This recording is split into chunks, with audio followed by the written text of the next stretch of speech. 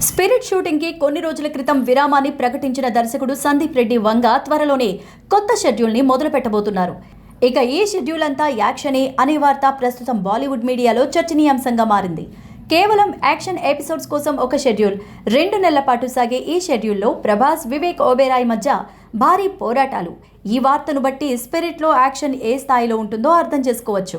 సందీప్ రెడ్డి సినిమాల్లో ఎమోషన్స్ ఎంత గొప్పగా ఉంటాయో ఇంటెన్స్ క్యారెక్టరైజేషన్, రా యాక్షన్ ఎలిమెంట్స్ కూడా అదే స్థాయిలో ఉంటాయి. స్పిరిట్ కోసం అదే శైలిని మరింత భారీగా ఆవిష్కరించబోతున్నారు సందీప్ రెడ్డి వంగ. ఇందులో ప్రభాస్ పవర్ఫుల్ పోలీస్ ఆఫీసర్గా నటిస్తున్న విషయం తెలిసిందే. అది సందీప్ రెడ్డి వంగ స్టైల్. పోలీస్ అంటే ఇక చెప్పేదేముంది, థియేటర్స్లో జాతరే. ప్రభాస్ హీరోయిజం, వివేక్ ఓబెరాయ్ విలనిజం అభిమానులకు గూస్ బంప్స్ తెప్పిస్తాయి అనడంలో సందేహం లేదు. భారతీయ సినిమా చరిత్రలోనే ఒక డిఫరెంట్ యాక్షన్ ఎక్స్పీరియన్స్ ఇచ్చే సినిమా స్పిరిట్ అని మేకర్స్ చెప్తున్నారు. తృప్తి డిమ్రీ కథానాయికగా నటిస్తున్న ఈ చిత్రానికి సంగీతం హర్షవర్ధన్ రామేశ్వర్, నిర్మాతలుగా ప్రణయ్ రెడ్డి వంగ, భూషణ్ కుమార్, కృషన్ కుమార్, నిర్మాణం భద్రకాళి పిక్చర్స్, టీ సిరీస్ నిర్మిస్తున్నాయి. రా కింగ్ మంచు మనోజ్ నటిస్తున్న కొత్త సినిమా డేవిడ్ రెడ్డి. ఈ సినిమాను velvet soul motion pictures, true radix banners పై నల్లగంగుల వెంకట్రెడ్డి, భరత్ మోటుకూరి నిర్మిస్తున్నారు. డైరెక్టర్ హనుమారెడ్డి ఎక్కంటి రూపొందిస్తున్నారు. బ్రిటిష్ కాలం నాటి బ్యాక్ డ్రాప్తో ఇంటెన్స్ యాక్షన్ డ్రామా కథతో భారీ పాన్ ఇండియన్ చిత్రంగా డేవిడ్ రెడ్డి సినిమా తెరకెక్కుతోంది.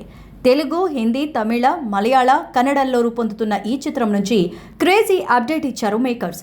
ఈ నెల 20న మంచు మనోజ్ పుట్టినరోజు సందర్భంగా డేవిడ్ రెడ్డి సినిమా టీజర్ను రిలీజ్ చేయబోతున్నారు. అలాగే ఇప్పటిదాకా రాకింగ్ స్టార్గా పిలువబడుతున్న మంచు మనోజ్ ఇకపై రాకింగ్ మంచు మనోజ్ ట్యాగ్తో మన ముందుకు రాబోతున్నారు. భారతీయ జనతా పార్టీ పశ్చిమ బెంగాల్, అసోం మరియు పుదుచ్చేరి రాష్ట్రాల్లో సాధించిన చారిత్రాత్మక విజయాన్ని పురస్కరించుకుని overseas friends of BJP USA ఆధ్వర్యంలో న్యూజెర్సీ రాష్ట్రంలోని ఎడిసన్ నగరంలో ఉన్న రాయల్ ఆల్బర్ట్ ప్యాలెస్లో ఘన విజయోత్సవ వేడుక నిర్వహించారు. ఈ కార్యక్రమానికి ట్రై స్టేట్ ప్రాంతం నుంచి 600 మందికి పైగా భారతీయ అమెరికన్స్ హాజరయ్యారు. పశ్చిమ బెంగాల్లో బీజేపీ తొలిసారి సాధించిన చారిత్రాత్మక విజయంతో పాటు అసోంలో వరుసగా 3వ మరియు పుదుచ్చేరిలో 2వ ఎన్డీఏ ప్రభుత్వం ఏర్పాటు కావడం పట్ల సభలో ఉత్సాహభరిత వాతావరణం నెలకొంది. ప్రతి ఫలితాన్ని సభికులు ఘన చప్పట్లతో స్వాగతించారు. భారత పార్లమెంట్ సభ్యులు శ్రీ మయాంక్ నాయక్ గారు జూమ్ ద్వారా సభను ఉద్దేశించి మాట్లాడారు.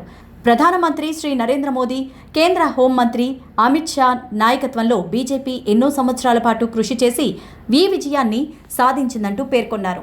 శ్రీ అమర్ గోస్వామి ఆయన్ను సభకు పరిచయం చేశారు. ఆఫ్ బీజేపీ యూఎస్ఏ అధ్యక్షులు డాక్టర్ అడపా ప్రసాద్ మాట్లాడుతూ భారత భద్రత మరియు సమగ్రత దృష్ట్యా బెంగాల్ మరియు అసోం విజయాలు ఎంతో కీలకమన్నారు. భారతీయ జనసంఘ స్థాపకుడు డాక్టర్ శ్యామా ప్రసాద్ ముఖర్జీ గారి 75వ వార్షికోత్సవ సంవత్సరంలో బెంగాల్లో బీజేపీ విజయం సాధించడం చారిత్రాత్మకమంటూ పేర్కొన్నారు.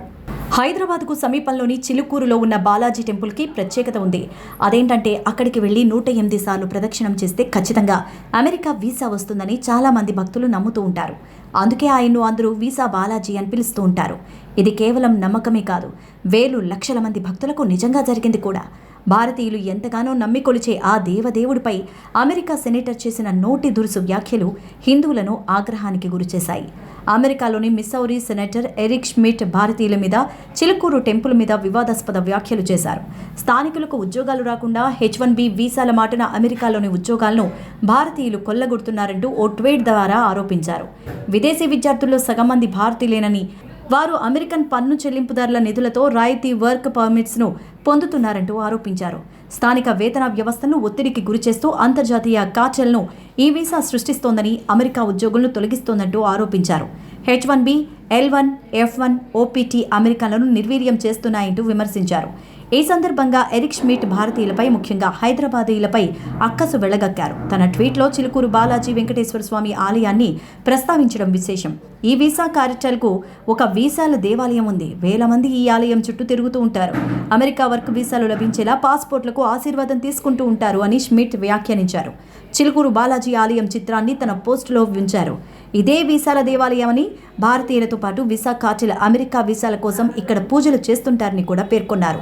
హిందువులు ఆరాధ్య దైవమైన చిలుకూరు బాలాజీ దేవాలయాన్ని వివాదంలోకి లాగడంపై ప్రపంచవ్యాప్తంగా ఉన్న హిందూ సమాజం, భారతీయ ప్రవాసులు తీవ్ర ఆగ్రహాన్ని వ్యక్తం చేశారు. భారతీయుల సెంటిమెంట్ను తూలనాడడం దురదృష్టకరమన్నారు. ఎరిక్ స్మిత్ లాంటి వాళ్లు భారతీయుల ప్రతిభను, హిందూ దేవాలయాలను టార్గెట్ చేయడం వారి సంకుచిత మనస్తత్వానికి నిదర్శనమని, అమెరికా ప్రభుత్వం, అక్కడి సెనేట్ ఈ బాధ్యతారాహిత్య వ్యాఖ్యలను తీవ్రంగా పరిగణించాలని ఎరిక్ స్మిత్ వెంటనే భారతీయ సమాజానికి, హిందువులకు క్షమాపణ చెప్పాలంటూ పలువురు డిమాండ్ చేశారు.